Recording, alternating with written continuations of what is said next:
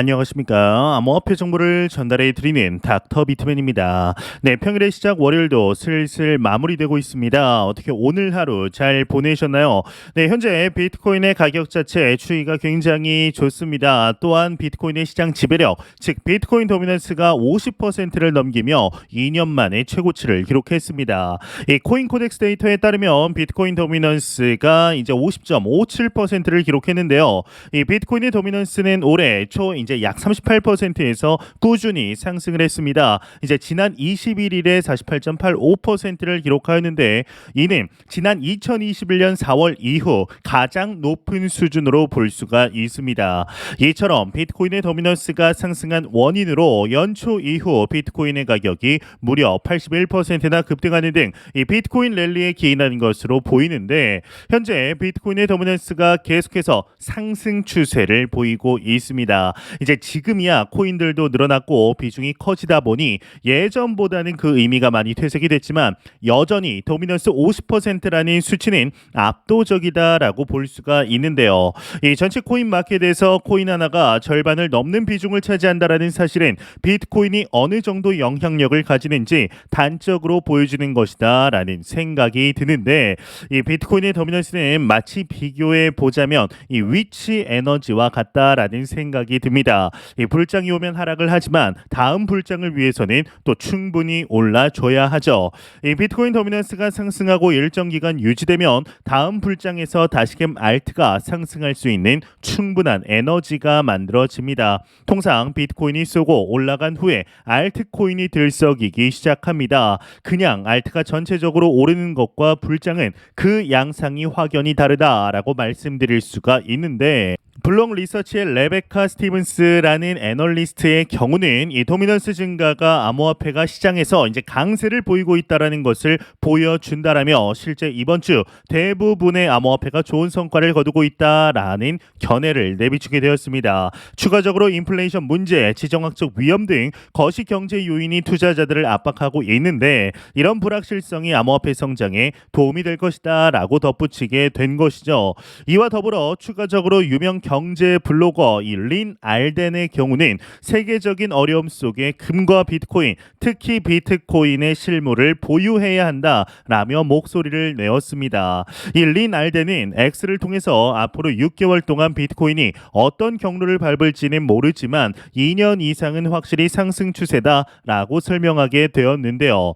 이 린 알덴은 하나의 최악의 시나리오를 가정하게 되었는데 이 최악의 시나리오로 전 세계가 합심하여 비트코인을 탄압하는 것을 이야기합니다. 하지만 현재 진행되는 모습을 보게 되면 쉽사리 이루어지기 어려운 것이 사실이죠. 이 추가적으로 만약 이런 일이 발생을 한다면 하나의 나라의 하나의 거래소가 아니라 전 세계 여러 거래소 여러 개의 지갑을 통해 분산하여 개개인의 비트코인을 지키는 능력이 중요하다라는 것을 강조하게 됩니다. 또한 리날드는 지난 몇 년 동안 과거에는 일어날 수 없었던 이 전례 없는 사건들이 많이 발생해 많은 금융상의 어려움을 초래했다라며 이 같은 추세가 10년은 지속될 것이라고 전망하게 되었는데요. 자신 또한 마이크로 스트래티지 주식과 그레이스케일 비트코인 신탁 이 GBTC를 통해 소액의 비트코인 포트폴리오를 가지고 있다라고 설명하였지만 이런 증권 자산보다는 비트코인 자체를 보유하는 게 좋다라고 강조하게 됩니다.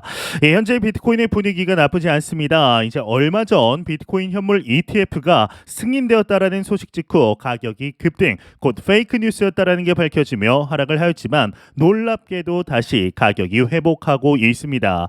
개인적으로도 이번 페이크 뉴스 자체가 현물 ETF 승인에 대한 관심도를 엄청나게 끌어올리며 투자자들의 관심을 돌리는데 크나큰 공헌을 했다라고 생각하고 있는데요.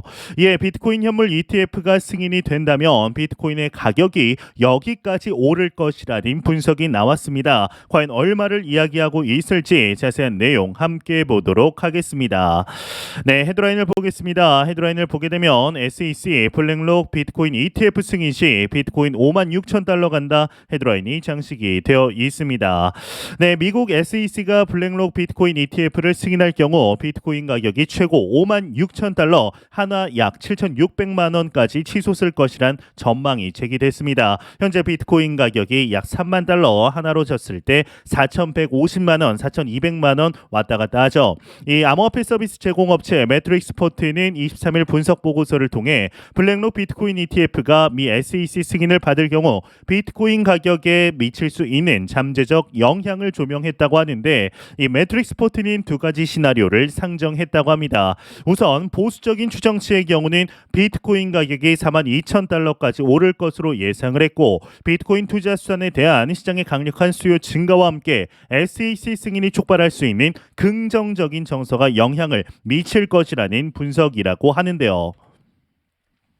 보다 낙관적인 시나리오도 있다고 합니다. 이 매트릭스포트는 블랙록 ETF 승인으로 인해 시장에 500억 달러, 약 한화 67조 6,500억 원의 자금이 유입된다면 비트코인 가격은 보다 큰 폭으로 상승할 것으로 예측했다고 합니다. 이 경우 비트코인 가격은 5만 6천 달러까지 상승할 것이다 라는 이야기다, 이렇게 이야기를 하고 있는데요. 비트코인은 보관과 이동이 용이해 블라블라, 이제 그렇게 중요하지 않은 내용 이제 나오고 있습니다. 이 ETF 전문 애널리스트 에릭 팔추나스는 SEC와 아크 이제 21일 쉐어즈의 사이에 건설적인 논의가 진행되고 있다. 우리는 90%의 확률로 내년 1월 10일까지 아크 비트코인 현물 ETF가 승인될 것으로 전망하고 있다. 이렇게 내용이 마무리되고 있습니다.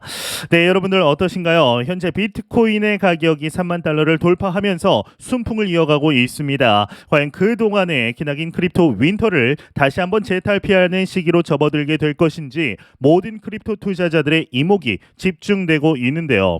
여기서 놀라운 점은 비트코인 가격이 3만 달러를 넘는 현 상황 속에서도 여전히 대부분의 사람들은 관심조차도 없다는 데 있습니다. 놀랍죠? 2017년 이제 당시 고점 2만 달러를 넘는데 대략 3년에서 4년이라는 시간이 걸렸었습니다.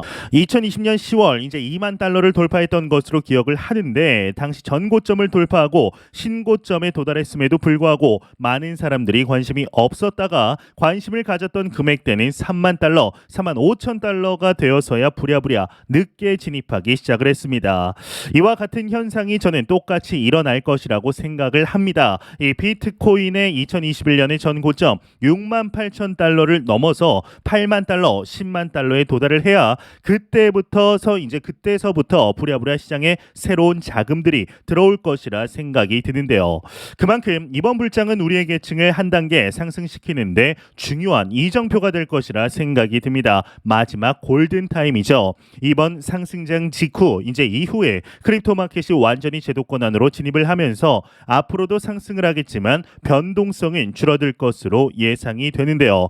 그만큼 다가올 이번 상승장이 상당히 중요하다라고 보고 있습니다. 이제 이러한 소식과 더불어서 SEC가 최근 브래드 갈링 하우스와 크리스 라센에 대한 소송을 철회하기로 결정을 했죠. 이에 리플 커뮤니티는 축제 분위기이지만 여전히 불확실성에 둘러싸여 있는 것이 사실입니다. 이제 얼마 전 해외 매체 크립토뉴스 플래시에서 보도가 나왔는데, 현재 리플사의 경우 가장 중요한 이야기는 합의를 준비하고 있는 중으로 밝혀졌는데요. 이 XRP 투자자분들이라면 익숙하실 제레미 호건은 암호화폐 커뮤니티 내에서 완전한 합의가 가능할 것 같다. 리플이 SEC에 얼마나 큰 자금을 쓰느냐가 유일한 법적 문제이다라는 견해를 내비추게 되었습니다. 이 호건은 리플에 대한 중요한 청문회가 예정되어 있고 최대 7억 7천만 달러의 벌금이 부과될 수 있지만 이에 대해서는 많은 대중들이 관심이 없다라고 코멘트를 날리고 있는데요. 이 제레미 호건이 또 추가적으로 이러한 언급을 하였습니다. SEC는 나머지 사건을 기각해 내년에는 재판이 없을 예정이다. 사실은 정해져 있다. 새롭거나 놀라운 일은 나오지 않을 것이다. 이는 법원이 내년쯤에 최종 판결을 내릴 것임을 의미한다라는 언급을 하게 됩니다. 이제 이 부분을 보았을 때 현재 SEC가 판을 뒤집을 만한 건덕지가 전혀 없다라는 것을 알 수가 있는데요. 이는 여러분들도 느끼셨겠지만 그저 시간 끌기에 급급하다라는 것, 이를 통해 여론 자체가 SEC는 크립토 씬에서 무능하다라는 것을 인지했다라는 것이죠. 이 호건은 SEC가 대부분의 사건을 기각하여서 내년 재판을 무효화했지만 리플은 여전히 내년에 최종 판결을 기다리고 있다라고 밝히게 되었는데, 호거는 2023년 12월 21일까지 현재 남아있는 미등록 증권성에 대해 합의 가능성을 18%로 예측하고 있습니다. 상당히 낮은 수준이죠. 이는 오히려 합의보다 이제 리플사 방면 승소의 가능성이 높다라는 것을 확인할 수가 있는데, 이 갈링하우스와 크리스 라센에 대한 소송이 기각이 되면서 SEC의 다음 행보에 대한 추측 또한 지속적으로 나오고 있습니다. 현재 SEC와 코인베이스 간의 소송의 경우는 SEC 혐의를 기각하려는 이 코인베이스의 신청에 대한 법원 판결이 현재 계류 중입니다. 현재 코인베이스와 SEC의 소송이 SEC가 코인베이스 사건에 대한 판결을 내리기 전에 리플을 실제적인 합의에 이르게 하기 위해 먼저 끝내버릴 수 있다라는 분석 또한 나오고 있는데요. 이 코인베이스의 소송 또한 미등록 증권을 판매했다라는 브로커 혐의로 기소를 했기 때문이죠. 대부분의 투자자들은 리플 소송을 끝내기 위해 코인베이스가 먼저 끝나지 않을까 싶었지만 순서상 우리와는 조금 다르게 예측을 하고 있는 것으로 보입니다. 이 리플사의 브래드 갈링하우스와 크리스 라센에 대한 기소를 취하기로 한 SEC의 결정에 많은 크립토 투자자들이 놀랐지만 여전히 문제는 남아 있는 상황입니다. 현재 소송 이슈 이후 XRP에 대한 다양한 분석들이 나오고 있는데 크게 6가지로 볼 수가 있습니다. 일단 첫 번째로는 이 강세 신호를 보내는 기술 지표입니다. XRP는 기술적인 관점, 최근 50일 및 200일 지수 이동 평균 EMA 위에서 맴돌고 있는데, 이러한 움직임이 차트적인 관점 낙관적으로 보고 있다라고 하는데요. 이 50일 EMA가 200일 EMA로 수렴된다라는 점은 강세 심리를 더욱 증폭시킨다고 하는데, 이 선이 교차하는 단기적으로 약세 추세가 반전될 가능성이 있음을 의미한다라고 써 있습니다. 두 번째로는 목표 저항입니다. XRP가 0.53달러 선으로 성공적으로 다시 상승한다면 다음으로 주목해야 할 저항 수준은 0.5470달러가 될 것이며 추세선이 바로 그 뒤를 따른다고 하는데, 세 번째로는 시장 영향입니다. 암호화폐 시장, 특히 XRP는 다양한 요인에 의해 크게 영향을 받고 있다. 여기에는 미국 국회의원의 지속적인 규제 조사와 SEC 대 리플 사건, 코인베이스 사건의 전개, 크립토 스팟 ETF, 그러니까 암호화폐, 비트코인, 현물 ETF를 둘러싼 소문이 포함된다라고 이야기하고 있으며, 네 번째 잠재적인 단점을 보게 되면 XRP가 이제 언급된 EMA 아래로 떨어지면 하락세가 0.5042달러 지원 수준을 목표로 삼을 수 있는 문이 열릴 것이다. 해당 수준이 무너지면 0.4700 지원이 이제 다음 목적지가 될 수 있다. 0.47달러가 목적지가 될 수 있다라는 것입니다. RSI 통찰을 보게 되면 XRP의 14일 상대 강도 지수 RSI는 57.34로 이제 과매수 임계값에 도달하기 전에 0.5470달러 저항 수준을 향해 상승할 여지가 있음을 나타내며, 마지막 대담한 예측이라는 내용을 보게 되면 저명한 암호화폐 분석가인 펀디드의 경우는 이 XRP의 흥미로운 엘리엇 웨이브 궤적 A 웨이브 말이 꼬이네요. 네, 엘리엇 파동을 보여주고 있다. 이 분석이 실행되면 XRP 보유자는 18달러 또는 13달러의 잠재적 가격 목표에 목격할 수 있다. 이는 암호화폐 엄청난 상승을 나타낼 수 있다라고 이야기를 하고 있습니다. 네, 현재 XRP의 소송이 마무리되게 되었을 때 앞으로 보여줄 행보가 상당히 기대되고 있습니다. 이 넥스트 불장에서 어떠한 모습을 보여주게 될 것인지 같이 기대해 보도록 하시죠. 네, 공포탐욕 지수 보겠습니다. 이제 전날 대비 똑같습니다. 네, 53포인트로 1포인트도 변하지 않았네요. 여전히 중립 단계 나타내고 있습니다. 네, 현재 이스라엘과 팔레스타인의 전면전이 시작이 됐죠. 지금은 전 세계는 우려의 눈길을 보내고 있습니다. 이 전쟁이 갑자기 시작된 것도 아니고 사실 터질 일이 터졌다라는 인식이 큰 상태인데, 다만 해결의 실마리도 그리 뚜렷하지 않기 때문에 더 큰 우려가 있습니다. 이 전쟁으로 전체 시장이 흔들리는 가운데 이제 매크로도 상황이 안 좋죠. 고유가, 고환율, 고금리 악재로 한국은 여러모로 어려운 상황에 처해 있습니다. 다만 이런 대외적 상황의 악화와 특히나 전쟁은 기존 자산에 대한 불안감을 키우면서 상대적으로 비트코인의 가격 상승을 이끌 요인이 됩니다. 이 전쟁을 이야기하면서 단순히 비트코인이 오르냐 내리냐만 이야기한 존재하는 것은 안타까운 일이지만 비트코인은 전쟁이 있을 때마다 늘 국민들이 선택할 수 있는 몇 안 되는 선택지가 되어 주었습니다. 글로벌 네트워크를 가지면서 전쟁과 무관하게 세계 어디로든 자산을 보낼 수 있는 유일한 방법이 되기 때문입니다. 이 전쟁은 일어났고 국민은 살아남아야 하는 상황에 놓였습니다. 잔인무도한 지금의 상황이 빠르게 해결되기를 바라지만 그 과정은 짧지 않고 많은 희생이 따르게 될 겁니다. 이 지금 상황에서는 이들을 위해 기도하고 자비를 구하는 수밖에 없는데요. 이런 가운데 미국에서는 민주당 소속이었던 로버트 F 케네디 주니어가 민주당을 떠나 무소속 대통령 선거에 출마한다라는 소식을 밝혔습니다. 이 비트코인의 우호적인 후보로 여겨졌기 때문에 비트코인 진영에서도 흥미롭게 바라보고 있는데요. 이 지지율이 트럼프에게 밀리고 있는 바이든 입장에서는 기분 좋은 일이 아닙니다. 이 민주당 표를 가른다고 생각할 수 있기 때문인데, 하지만 로버트 케네디 주니어가 백신 반대 운동의 선두에서 활동했기 때문에 공화당 지지자들에게도 지지를 받는다는 점은 또 하나의 변수입니다. 이 3자 가상 대결에서 바이든, 트럼프가 각각 38%를 차지한 반면 케네디는 19%에 그쳤습니다. 이 당을 버리고 출마한다는 것이 쉬운 일은 아니지만 그가 주장하는 비트코인에 대한 꿈이 어느 정도 큰 힘을 받을 만한 지지율은 나오는 상황이기 때문에 주목할 만한 상황이 됐습니다. 이제 어느덧 비트코인이 이렇듯 주류의 시선으로 바라볼 때도 하나의 대안이 될 수 있다라는 사실은 참 인상적입니다. 이번 이스라엘과 팔레스타인의 전쟁으로 미국은 이스라엘을 지지하게 될 겁니다. 어쨌든 발단은 하마스의 도발이기 때문에 정당성도 얻을만 합니다. 그러면 미국은 또 엄청난 달러를 찍어내야 합니다. 이 미국이라는 국가가 찍어내는 국채가 충분한 담보를 의미했지만 앞으로는 더더욱 그렇지 못할 겁니다. 미국은 싫다고 말하면서도 여전히 세계 경찰 역할을 해오고 있습니다. 그 막대한 자금은 모두 달러입니다. 결국 달러의 가치는 계속해서 하락할 수밖에 없고 달러의 지위를 놓을 수 없는 미국은 비트코인을 중요한 자산으로 보유할 수밖에 없게 됩니다.